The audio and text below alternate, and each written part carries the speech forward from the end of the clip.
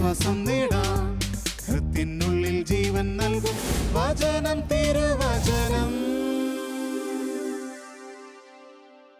പിതാവിൻ്റെയും പുത്രൻ്റെയും പരിശുദ്ധാത്മാവിൻ്റെയും നാമത്തിൽ ആമീൻ.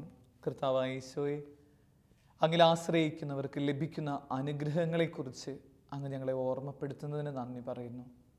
അങ്ങിൽ ആശ്രയിച്ച് ജീവിക്കുമ്പോൾ ഞങ്ങൾ അനുഭവിച്ചുകൊണ്ടിരിക്കുന്ന സന്തോഷത്തിന് അതിർവരമ്പുകളില്ലെന്ന് ഈ തിരുവചന ധ്യാനത്തിലൂടെ അവിടെ നിന്ന് ഒരിക്കൽ കൂടെ ഞങ്ങളെ പഠിപ്പിക്കണമേ. അങ്ങിൽ ആശ്രയിക്കുന്നതിൽ ഏതെങ്കിലും രീതിയിലുള്ള കുറവുകളുണ്ടെങ്കിൽ, ഏതെങ്കിലും ആകർഷണങ്ങളുടെ പിന്നാലെ പോയി അങ്ങയെ ആശ്രയിക്കാതെ ജീവിക്കുന്നുണ്ടെങ്കിൽ, ഈ തിരുവചനത്തിലൂടെ തിരിച്ചു വന്ന് അങ്ങിൽ ആശ്രയിക്കുന്നവരായി തീരാൻ ഞങ്ങളെ സഹായിക്കുമാറാകട്ടെ. ആമീൻ. സങ്കീർത്തനം 31 അധ്യായം 1 മുതലുള്ള തിരുവചനങ്ങൾ. കർത്താവേ, അങ്ങിൽ ഞാൻ അഭയം തേടുന്നു. ലജ്ജിക്കാൻ എനിക്ക് ഇടവരുത്തരുതേ. നീതിമാനായ അങ്ങ് എന്നെ രക്ഷിക്കണമേ. എൻ്റെ നേരെ ചെവി ചായ്ച്ച് എന്നെ അതിവേഗം വിടുവിക്കണമേ. അവിടുന്ന് എൻ്റെ അഭയശീലവും എനിക്ക് രക്ഷ നൽകുന്ന ശക്തിദുർഗവുമായിരിക്കണമേ. അവിടുന്ന് എനിക്ക് പാറയും കോട്ടയുമാണ്. അങ്ങയുടെ നാമത്തെ പ്രതി എന്നെ നയിക്കണമേ. എനിക്ക് വഴികാട്ടിയായിരിക്കണമേ. എനിക്കായി ഒളിച്ചു വെച്ചിരിക്കുന്ന വലയിൽ നിന്ന് എന്നെ രക്ഷിക്കണമേ. അങ്ങയുടെ കരങ്ങളിൽ എൻ്റെ ആത്മാവിനെ ഞാൻ സമർപ്പിക്കുന്നു. മിശിഹായിൽ ഏറ്റവും സ്നേഹമുള്ളവരെ, ഈശോയുടെ മരണത്തിൻ്റെ അവസാന സമയത്ത് ഈശോ പറയുന്ന ഒരു തിരുവചന ഭാഗമാണ് സങ്കീർത്തനത്തെ കോട്ട് ചെയ്തിട്ട് ഈശോ പറയുന്നത്. അതിങ്ങനെ പറയുന്നത് തന്നെ, എല്ലാം പൂർത്തിയായി, അങ്ങയുടെ കരങ്ങളിൽ എൻ്റെ ആത്മാവിനെ ഞാൻ സമർപ്പിക്കുന്നു.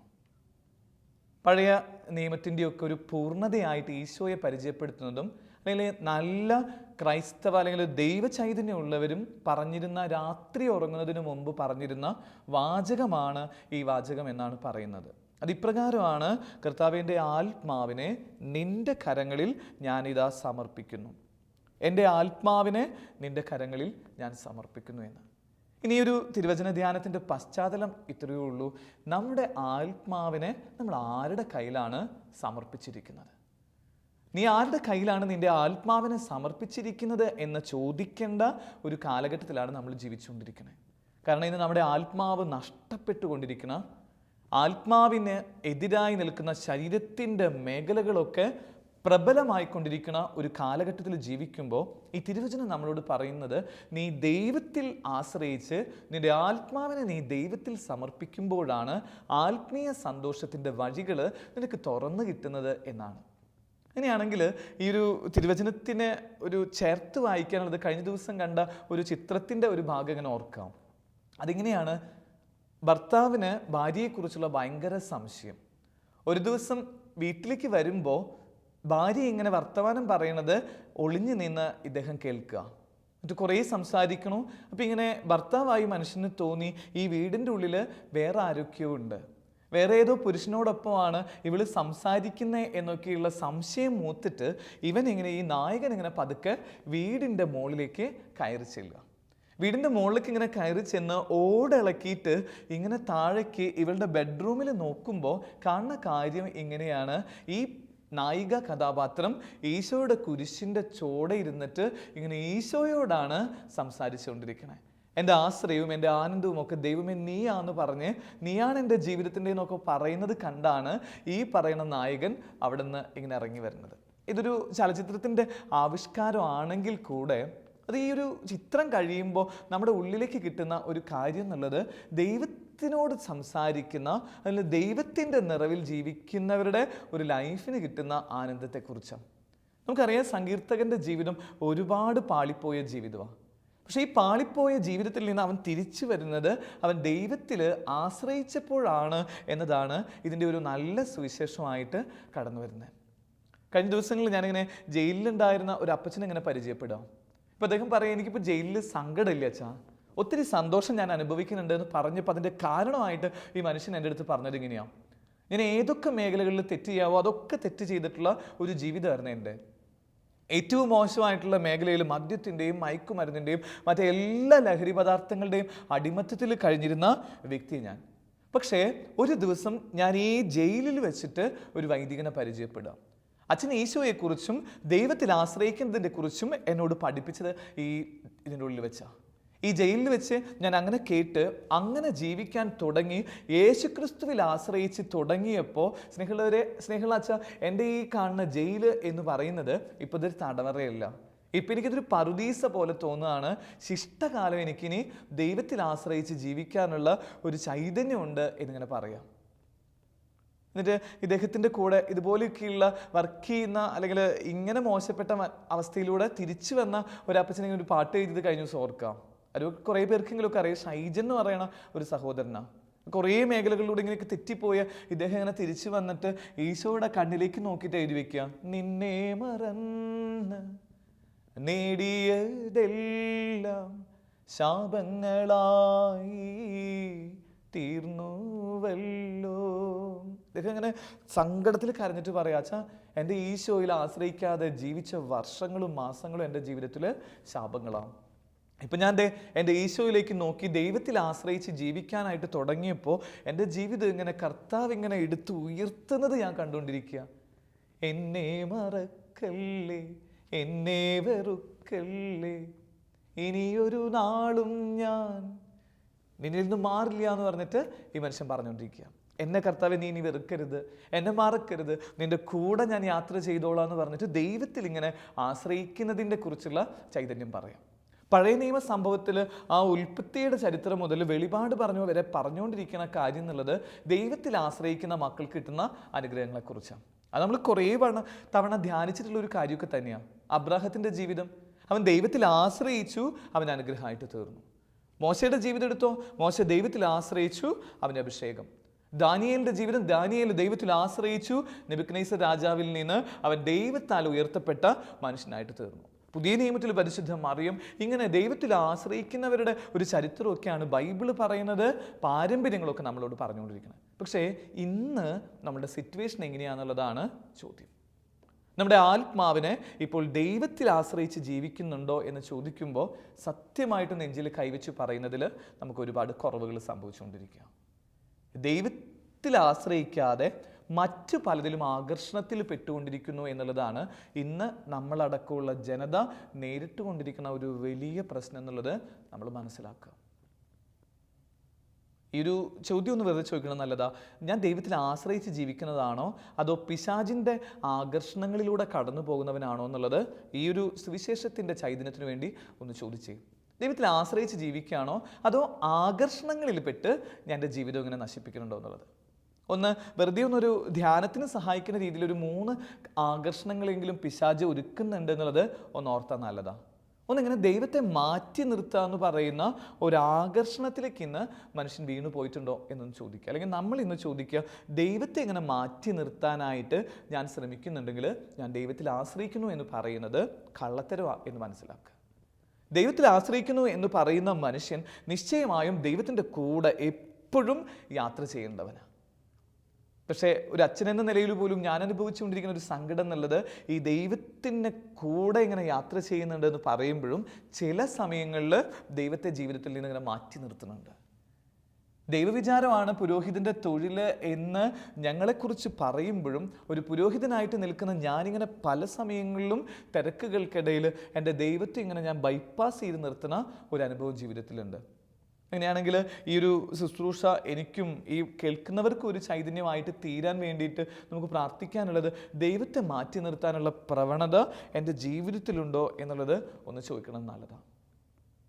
ഇപ്പോൾ പിശാച് നമ്മളോട് പറഞ്ഞുകൊണ്ടിരിക്കുന്നത് ദൈവത്തെ നീ നിഷേധിക്കണമെന്നോ അല്ലെങ്കിൽ ദൈവം ഇല്ല എന്നൊന്നും അല്ല നമ്മുടെ അടുത്ത് പറഞ്ഞുകൊണ്ടിരിക്കുന്നത്. ഇപ്പോൾ നീ ദൈവത്തിൽ ആശ്രയിക്കേണ്ട എന്ന് പറയുന്നതായിരിക്കും ഒരു പക്ഷേ പിശാച് നമ്മുടെ മുമ്പിൽ തന്നുകൊണ്ടിരിക്കുന്ന വലിയ ഒരവസ്ഥ. ഇതിൽ പെട്ടുപോയിക്കൊണ്ടിരിക്കുന്നവരുടെ എണ്ണം ഇങ്ങനെ ക്രമാതീതമായിട്ട് കൂടിക്കൊണ്ടുപോയിരിക്കുന്നുണ്ട്. ദൈവത്തിൽ ആശ്രയിക്കണുണ്ടോ ചോദിച്ചു കഴിഞ്ഞാൽ ഒറ്റ വാക്കിൽ ഞാനും നിങ്ങളൊക്കെ ആൻസർ പറയണത് ഷുവർലി വി വിൽ ട്രസ്റ്റ്. ഞങ്ങൾ ദൈവത്തിൽ ആശ്രയിക്കും, ദൈവത്തിൽ ആശ്രയിക്കുന്നുണ്ട് എന്നൊക്കെയാണ് നമ്മൾ പറഞ്ഞുകൊണ്ടിരിക്കുന്നത്. പക്ഷേ ഇൻ ദ ടോപ്പ് മോസ്റ്റ് ലെവലിൽ, ഇൻ ദ ട്രൂ സെൻസിൽ നമ്മൾ ചോദിക്കുമ്പോൾ നമുക്ക് പറയാനായിട്ട് പറ്റുന്നതിൽ ഒത്തിരി കുറവുണ്ട് എന്നുള്ളത് സംശയമില്ലാത്ത കാര്യമാണ്. പല കാര്യങ്ങൾക്ക് വേണ്ടിയിട്ട് ഇങ്ങനെ ഈ ഒരു മേഖലകളിൽ നിന്ന് ദൈവത്തെ ഇങ്ങനെ പതുക്കെ ഇങ്ങനെ നീക്കി വെക്കുന്ന ഒരു സംഭവം. കഴിഞ്ഞ ദിവസം ഒരു അച്ഛൻ പറഞ്ഞൊരു കഥ ഇങ്ങനെ മനസ്സിൽ ഓർക്കുക. ഒരു വീട്ടിലേക്ക് ഇങ്ങനെ പെട്ടെന്ന് ഈശോ കയറി വരിക. അപ്പോൾ ഈശോ കയറി വന്നപ്പോൾ ആദ്യം ഭയങ്കര സന്തോഷമായി. ഈശോയുടെ അടുത്ത് വർത്തമാനം പറയണു, കാര്യങ്ങളൊക്കെ ഇങ്ങനെ ചോദിക്കണു, ഈശോയ്ക്ക് സുഖമല്ലേ എന്ന് പറയണു. അങ്ങനെ കുറേ നേരം കഴിഞ്ഞ് ഉച്ചയ്ക്ക് ഭക്ഷണം ആയി കഴിഞ്ഞപ്പോൾ അമ്മയൊക്കെ വീട്ടിലുള്ളവരൊക്കെ പറഞ്ഞു നമുക്ക് ഈശോയ്ക്ക് നല്ല ഭക്ഷണം കൊടുക്കാന്ന് പറഞ്ഞിട്ട് ഈശോയ്ക്ക് ഭക്ഷണം കൊടുത്ത് ഈശോയുടെ കൂടെ ഇരിക്കാം. അത് കഴിഞ്ഞു 4 മണിയൊക്കെ ആയി കഴിഞ്ഞിട്ട് ഈശോ പോകാണ്ടായി കഴിയുമ്പോൾ ഇവരുടെ ഉള്ളിൽ ഇവരുടെ ചില കാര്യങ്ങളൊന്നും ചെയ്യാനായിട്ട് അവർക്ക് പറ്റുന്നില്ല. അപ്പോൾ അവരിങ്ങനെ ഉള്ളിലൊരു ചെറിയൊരു ഇതുണ്ടെങ്കിലും ഈശോയുടെ കൂടെ അങ്ങനെ ഇരിക്കുക. അപ്പോൾ രാത്രി കഴിഞ്ഞപ്പോൾ ഈശോ പറഞ്ഞു എനിക്കിന്ന് നിൻ്റെ വീട്ടിൽ കിടന്നുറങ്ങണം എന്ന് പറയാം. കിടന്നുറങ്ങണം എന്ന് പറയുമ്പോൾ അതും സമ്മതിച്ചു. അന്ന് വേണ്ട കാര്യങ്ങളൊക്കെ നല്ല ഒരു റൂമിലൊക്കെ ഈശോയെ ഇങ്ങനെ കിടത്തി ഉറക്കി. പിറ്റേ ദിവസം രാവിലെ എഴുന്നേറ്റ് വിശുദ്ധ കുർബാനയ്ക്കൊക്കെ പോയി ഇവർ തിരിച്ചു വന്നു. തിരിച്ചു വന്ന് കഴിഞ്ഞിട്ട് അവരിങ്ങനെ നോക്കുമ്പോൾ ഈശോ ആ കട്ടിലും ഇരിക്കുക തന്നെയാണ്. ഈശോ വീട്ടിൽ നിന്ന് പോണില്ല. അപ്പം ഇങ്ങനെ പതുക്കെ ഇങ്ങനെ അപ്പച്ചനായിട്ടുള്ള ആൾ പറഞ്ഞു, ബാങ്കിൽ ജോലിക്കാരനായ ആൾ പറഞ്ഞു, അയ്യോ ഈശോയെ എനിക്കിന്ന് ജോലിക്ക് പോകണം. അപ്പോൾ ഈശോ ഇങ്ങനെ ചിരിച്ചു. അപ്പോൾ ഭാര്യ ടീച്ചർ പറഞ്ഞു എനിക്കിങ്ങനെ മക്കളെ പഠിപ്പിക്കാൻ പോകണം. മക്കളിങ്ങനെ പറഞ്ഞു. കുറച്ചു നേരം കഴിഞ്ഞ് നോക്കുമ്പോൾ 11 മണിയൊക്കെ ആകുമ്പോഴേക്കും പതുക്കെ ഇങ്ങനെ ഈശോ മാത്രം ആ വീട്ടിൽ തനിച്ചാവുക. ഇവരവരുടേതായ കഥകളിലേക്ക് പോവാം. ഈശോ പതുക്കെ എന്ത് ചെയ്യുക, പതുക്കെ ഇങ്ങനെ ഇവരെന്ത് ചെയ്യണം, ഈശോയുടെ വൈകിട്ട് വരുമ്പോൾ ഈശോയെ കാണുന്നില്ല. കാണാണ്ടാവുമ്പോൾ ഇവർ പതുക്കെ നോക്കുമ്പോൾ പിറ്റേ ദിവസം വിശുദ്ധ കുർബാനയ്ക്ക് പോകുമ്പോൾ അവർ ചെയ്യുന്നത് ഇങ്ങനെയാണ്. ഈ പറയുന്ന അച്ഛനിങ്ങനെ തിരുശരീരം കൊടുത്തതിന് ശേഷം സക്രാരിയുടെ ഉള്ളിൽ ഇങ്ങനെ പൂട്ടിയിട്ടിരിക്കുന്നത് പോലെ ഇങ്ങനെ പൂട്ടിയിടുമ്പോൾ ഈശോ ഇങ്ങനെ ഇവരെ നോക്കിയിട്ട് പറയും, ഇന്നലെ പോയ വീട്ടിലെ ആൾക്കാർ പറയാം നിങ്ങൾ ഇതുപോലെ എന്നെ ഈ വീട്ടിൽ പൂട്ടിയിടായിരുന്നു. ഇപ്പം ഒന്ന് വെറുതെ ഒന്ന് ആലോചിച്ച് നോക്കി, നമ്മുടെ കൂടെ ഈശോ എപ്പോഴും നടക്കുന്നുണ്ടെങ്കിൽ നമുക്കതൊരു സന്തോഷമായിട്ടാണ് തീരുക, അതൊരു തടസ്സമായിട്ടാണ് തീരുക ആലോചിച്ച് നോക്കി. നമ്മുടെ കുറേ കാര്യങ്ങളൊക്കെ ഇങ്ങനെ ബ്രേക്ക് ചെയ്യേണ്ടി വരേ. നമ്മൾ ചെയ്തുകൊണ്ടിരിക്കുന്ന ചെറിയ കന്നത്തരങ്ങൾ, ഇപ്പോൾ മദ്യപിക്കണ മനുഷ്യനാണെങ്കിൽ ഈശോ വീട്ടിലുണ്ടെങ്കിൽ നമുക്ക് ആ മദ്യക്കുപ്പി എടുത്തുകൊണ്ട് വരാൻ പറ്റുമോ? നമ്മൾ ഒരു അച്ഛനെന്ന നിലയിൽ നമ്മളിത് കണ്ടുകൊണ്ടിരിക്കുക. വീടുകളിലേക്കൊക്കെ എന്തെങ്കിലും ഒരു ഫംഗ്ഷനൊക്കെ തലേദിവസമൊക്കെ ചെല്ലുമ്പോൾ വീട്ടുകാരിങ്ങനെ മദ്യം മാറ്റി വയ്ക്കാൻ നോക്കണതും അല്ലെങ്കിൽ അവരത്രയും സഭ്യമല്ലാത്ത സംസാരമൊക്കെ അച്ഛൻ്റെ മുമ്പിൽ മാറ്റി വയ്ക്കണതൊക്കെ നമ്മൾ കണ്ടുകൊണ്ടിരിക്കുക. ഇനി ഇത് ഈശോയാണെങ്കിൽ സത്യത്തിൽ എന്താ സംഭവിക്കുക സ്നേഹമുള്ളവരെ? ഈ പറയണ സുഖമൊന്നുമില്ല. നമുക്ക് പെട്ടെന്ന് നമുക്കിങ്ങനെ ഇതിൽ നിന്നൊക്കെ ഇങ്ങനെ ബൈപ്പാസ് ചെയ്യാനുള്ള ഒരു ശ്രമം നമ്മൾ നടത്തും എന്നുള്ളതിൻ്റെ ചരിത്രമാണെങ്കിലും സംഭവങ്ങളാണ് ഇവിടെ കണ്ടുകൊണ്ടിരിക്കുന്നത്. മനുഷ്യന് ഇന്ന് ദൈവത്തെ നോക്കുന്നതിനേക്കാൾ അധികം സമയം ഇന്ന് മാധ്യമങ്ങളുടെ മുമ്പിൽ നോക്കിക്കൊണ്ടിരിക്കുക എന്ന് പറയണേ. കണ്ടുകൊണ്ടിരിക്കുന്ന ചാനൽ എല്ലാവരും കാണുന്നത് ശാലോം TV ആണോ?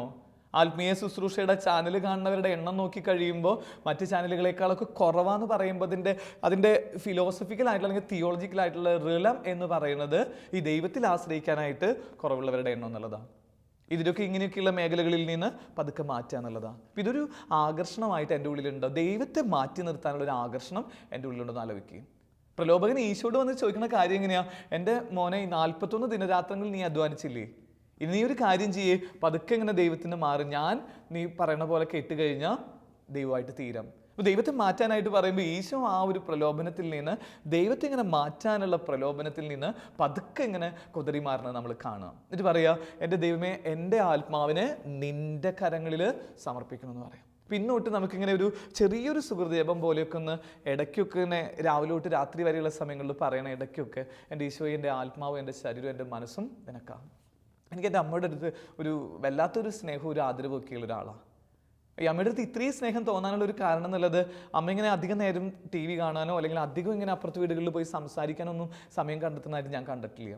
കുറച്ച് പുള്ളിക്കാരി ഇങ്ങനെ തന്നെ സംസാരിക്കുന്നത് കാണാറുണ്ട്, പാത്രം കഴുകുക. അപ്പം ഞാനൊക്കെ അമ്മയുടെ അടുത്ത് അമ്മ why you are doing like this, എന്താ അമ്മ ഇങ്ങനെയൊക്കെ ചെയ്തുകൊണ്ടിരിക്കുന്നത്, എന്താ ഈ പറഞ്ഞുകൊണ്ടിരിക്കണം, ആരോടെ സംസാരിച്ചുകൊണ്ടിരിക്കണം എന്നൊക്കെ ചോദിക്കുമ്പോൾ അമ്മ ഇങ്ങനെ പറയുക, ഓരോ മിനിറ്റിലും എൻ്റെ മോനെ ഈശോയുടെ അടുത്ത് ഇങ്ങനെ സംസാരിച്ചുകൊണ്ടിരിക്കുക.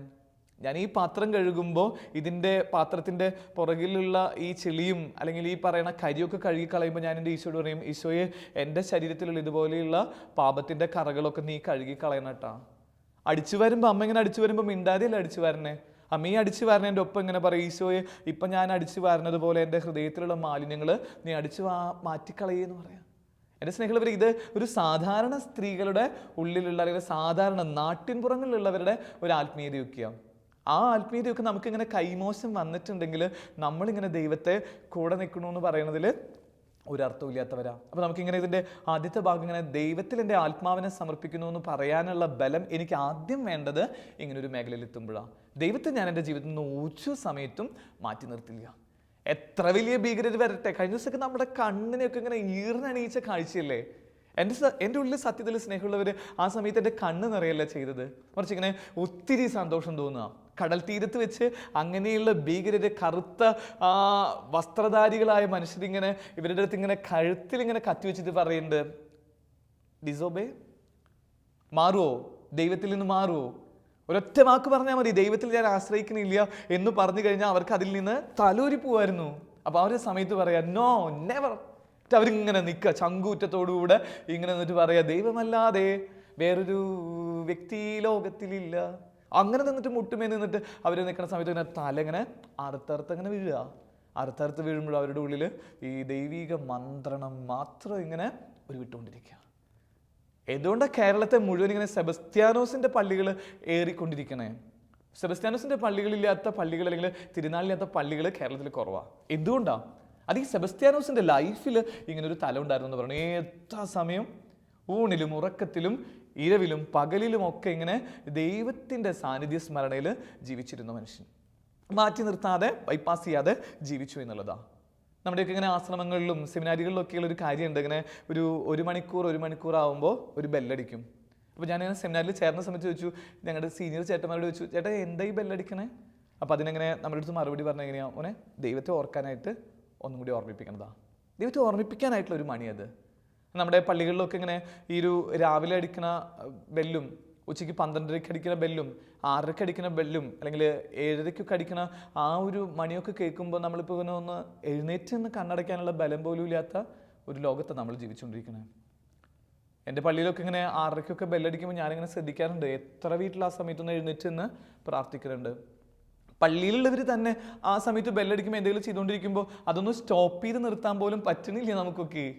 എന്നിട്ട് നമ്മളിങ്ങനെ പറഞ്ഞുകൊണ്ടിരിക്കുന്നത് ഞങ്ങൾ ദൈവത്തിൽ ആശ്രയിക്കണു, കർത്താവിലെന്നും എൻ്റെ ആശ്രയം. പാട്ടിലൊക്കെ കറക്റ്റാ, പാട്ടിലൊക്കെ കറക്റ്റായിട്ട് നമ്മൾ പറയുന്നുണ്ട്, കർത്താവിലാണ് എൻ്റെ ആശ്രയം, കർത്തൃസേവയാണ് എൻ്റെ ജീവിതം, കഷ്ടമോ നഷ്ടമോ എന്ത് വന്നാലും മാറില്ല എന്നൊക്കെ പറയാം. പക്ഷേ in the actual situation it is not that much enough. Correct അല്ല. അപ്പം അതിനെയൊന്ന് നമുക്കിങ്ങനെ ഒന്ന് കൊണ്ടുവരാനായിട്ട് തുടങ്ങുക. ദൈവ സാന്നിധ്യ സ്മരണയിൽ ജീവിക്കാം. വായിച്ചിട്ടില്ലെങ്കിൽ ഒരു പുസ്തകം വായിക്കേണ്ടത് അത് സാധകൻ്റെ സഞ്ചാരം എന്ന് പറഞ്ഞ പുസ്തകം. ഈ സാധകൻ്റെ സഞ്ചാരം എന്ന് പറയുന്ന പുസ്തകത്തിൻ്റെ തെളിച്ചെന്ന് പറയുന്നത് പുള്ളിക്കാരൻ്റെ നാവ് ഇങ്ങനെ വെള്ളമില്ലാതായി പോവാം. ഇങ്ങനെ ഒരു ഇഷ്ടികയിൽ നിൽക്കണ പോലെ നിൽക്കാന്ന് പറയുന്നത്. ഒരു എന്താ അങ്ങനെ സംഭവിക്കുന്നത്? യേശുനാമ ജപം കൊണ്ട് എൻ്റെ നാവിൽ നിന്ന് എൻ്റെ ഉമിനീര് വറ്റിപ്പോയിക്കൊണ്ടിരിക്കുക. ഉമിനീര് പോലും വറ്റണ അത്ര രീതിയിൽ ഇങ്ങനെ എപ്പോഴും യേശുവെ നന്ദി, യേശുവെ സ്തോത്രം, ദാവീദിന്റെ പുത്രനായ മിശിഹായെ കനിയണേന്ന് പറഞ്ഞിട്ട് ഇദ്ദേഹത്തിൻ്റെ സഞ്ചാരമാണ് സാധകന്റെ സഞ്ചാരമായിട്ട് പുസ്തകമായിട്ട് തന്നെ. ഇദ്ദേഹത്തിൻ്റെ പേര് പോലും അതിൽ വെച്ചിട്ടില്ല. എന്നിട്ട് അദ്ദേഹം അതാണ് അതിൻ്റെ ചൈതന്യം. എൻ്റെ ദൈവത്തെക്കാൾ വലുതല്ല ആരും. ഒരു പുസ്തകത്തിൻ്റെ പുറത്തു പോലും എൻ്റെ പേര് വെക്കണ്ടെന്ന് പറയാ. ഇപ്പം ഞങ്ങളിപ്പോൾ എനിക്കൊക്കെയുള്ള ഒരു സങ്കടം, ഇങ്ങനെ പുതിയ പുസ്തകമൊക്കെ ഇറങ്ങുമ്പോൾ നമ്മുടെ ചിരിച്ചിരിക്കുന്ന ഫോട്ടോ, ചെരിഞ്ഞിരിക്കുന്ന ഫോട്ടോ, പേര് മുകളിൽ താഴെയൊക്കെ കൊടുത്തുകൊണ്ടിരിക്കുമ്പോൾ ഉള്ളിൻ്റെ ഉള്ളിൽ ഒരു ചെറിയൊരു കുറ്റബോധമൊക്കെ തോന്നുക. എന്നിട്ട് നമ്മളിങ്ങനെ പറഞ്ഞുകൊണ്ടിരിക്കണം ദൈവത്തിൽ ആശ്രയിക്കണം എന്നൊക്കെ പറഞ്ഞിട്ട് എന്തായി ചെയ്തുകൊണ്ടിരിക്കുന്നത്?